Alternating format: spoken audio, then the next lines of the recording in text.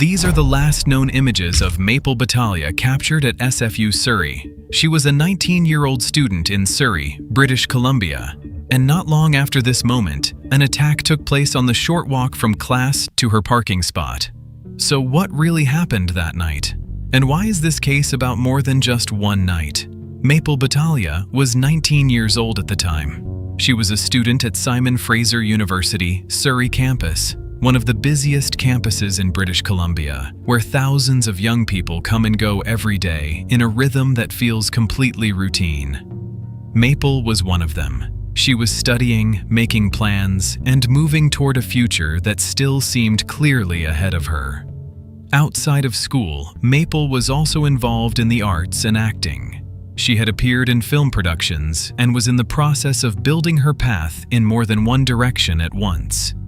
From the outside, there was nothing about Maple that made her stand out from the thousands of other students walking across campus every day. She was just a young person living her life at her own pace, going to class, keeping up with school, and looking ahead to what came next. But just before the night of the attack, Maple's life was not as calm as it looked on the surface. She was trying to end a relationship with Gurjinder Dhaliwal, the man most people knew as Gary. That was not just a detail from her personal life. Later, when the entire story was placed back onto one timeline, it became one of the most important pieces in understanding why the night of September 28, 2011 ended the way it did.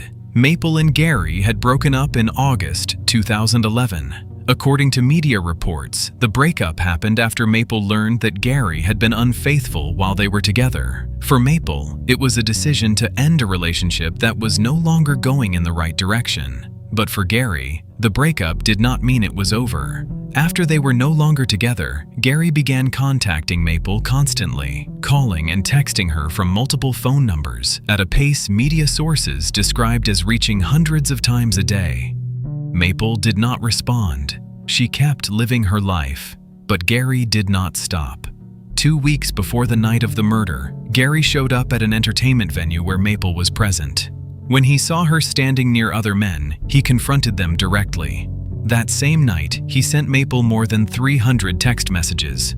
That was no longer the behavior of someone trying to talk. It was the behavior of someone who refused to accept no.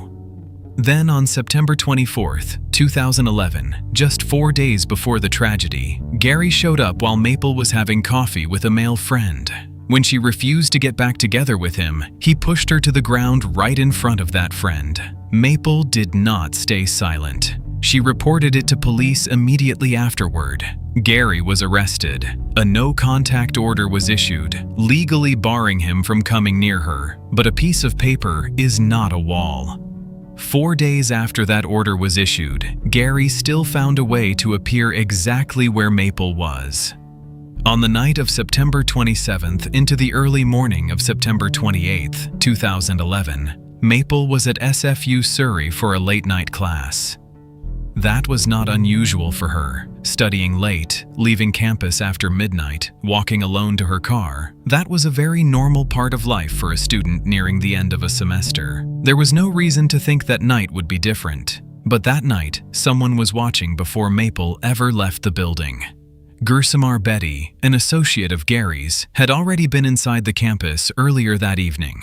His job was not to attack her. His job was to watch, find Maple, confirm where she was, and report it back to Gary, who was waiting outside. When Bedi saw that Maple was inside the building with a male friend, he contacted Gary immediately. Gary received that information. He knew Maple would have to come outside. He knew the path she would take. And he waited in the darkness of the parking area with what he had already prepared in advance. Sometime after midnight, Maple left the academic building and walked toward the parking lot. It was not a long walk. It was just the familiar final stretch she had likely made many times before, the kind of short distance people cross without even thinking. There was no reason to be on guard. There was no sign that someone was waiting. But Gary was there. Maple was attacked on the walk from the building to the parking lot. She was shot and attacked with a bladed weapon. When emergency responders reached the scene, Maple was still alive. She was taken to the hospital that same night. Doctors tried to save her, but Maple Batalia did not survive. She died in the early morning hours of September 28, 2011. She was 19 years old, on a short walk that was only supposed to take her home. After Maple's death, the investigation began immediately. But from the earliest hours, investigators understood that this case could not be viewed only through the crime scene itself. To understand what happened on that final night, they had to look backward at the former relationship, at the escalation that had been building since August, at the September 24th assault, and at the no-contact order that had already been issued but failed to stop what came next. That entire picture was not just background, it was the center of the investigation. At the same time, security cameras around the campus area captured important footage from that night. From that footage, investigators began tracing a vehicle connected to the attack, and from that vehicle, they moved toward the people who were there the night Maple was attacked. Two names gradually emerged in the case file.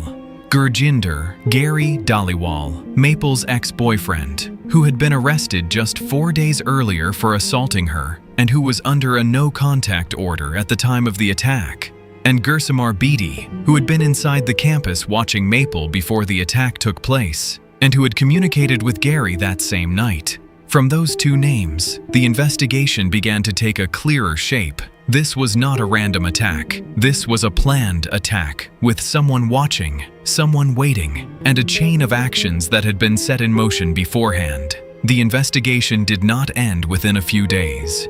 The case stretched from 2011 all the way to 2016, nearly 5 years, before it reached its final legal outcome. That was long enough for Maple's family to live with unanswered questions while the legal process continued step by step behind the scenes. Throughout that period, Gary Dhaliwal maintained that he was innocent, but in March 2016, just before the trial was set to begin, he changed course. At the Supreme Court of British Columbia in New Westminster, Gurjinder Gary Dhaliwal pleaded guilty to second-degree murder in the death of Maple Batalia. At the sentencing hearing, more than a dozen of Maple's family members and friends stood up one by one and spoke in court. Each person had a different story. Each person carried a loss no one could fill. Maple's father, Harkirat Batalia, was the first to speak. He said he still writes birthday cards to Maple every year on March 4th, knowing no one will receive them. He said his life now feels as if it no longer has a purpose. That is the kind of loss no sentence can measure. Judge Terence Schultes then delivered the sentence: life in prison, no parole eligibility for 21 years. In addition to Dhaliwal, Gursimar Beatty, the man who had watched Maple that night and reported her location back to Gary, was also dealt with as an accessory after the fact and was sentenced to 18 months in prison. Legally, the case was closed. But for Maple's family, that journey did not truly end on the day of sentencing.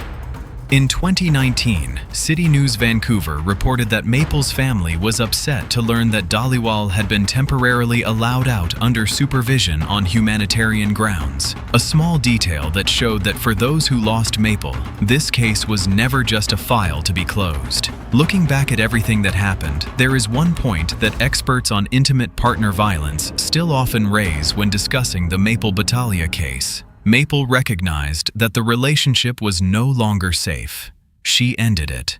She reported Gary to police after he attacked her on September 24th. She did what she was supposed to do and what the system tells people to do when they feel threatened. But 4 days after that no-contact order, Gary was still there. That is the heaviest part of this entire story. Not because Maple stayed silent, but because speaking up was still not enough to stop what happened. The Maple Batalia case is often cited as a clear example of escalating violence in a young, intimate relationship, the kind of violence that does not begin with one dramatic act, but with hundreds of text messages, with an uninvited appearance, with being shoved to the ground in front of someone else. Each step in that chain was a warning sign, and each of those warning signs deserved to be taken more seriously, earlier, and with more support than is often actually available. That is the biggest lesson this case leaves behind. This video is presented for educational and informational purposes only. All content is based on public information and public records. We always respect the presumption of innocence in every case discussed. Thank you for watching all the way to the end of this video. If Maple's story stayed with you, a like, a share, or even a small comment is one way you help stories like this continue to be told and heard by more people. See you in the next video.